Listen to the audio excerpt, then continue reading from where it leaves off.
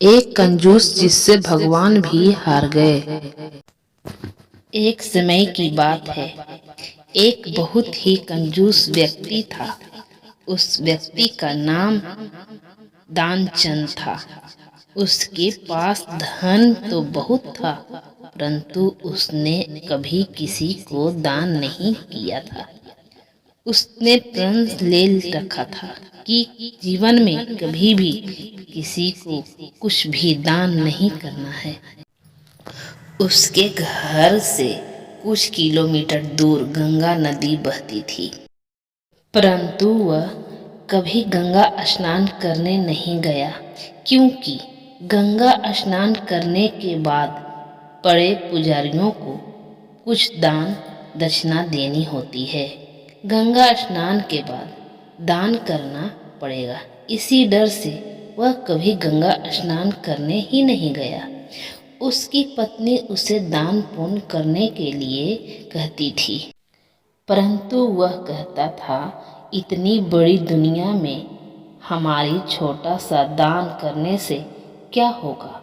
एक दिन उसकी पत्नी ने कहा, अब तो आपका बुढ़ापा आ गया, आप दान पुण्य तो कुछ करते नहीं। कम से कम एक बार जाकर गंगा स्नान ही कर आओ। पत्नी की बात मानकर उसने गंगा स्नान करने की हामी भरी।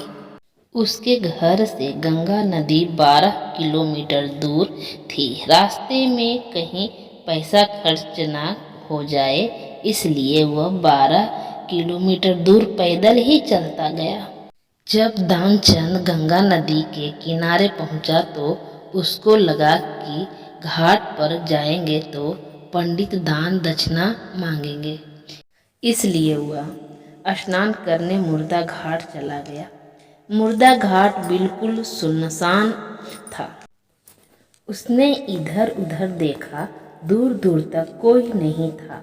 उसने जल्दी से गंगा जी में एक डुबकी लगाई।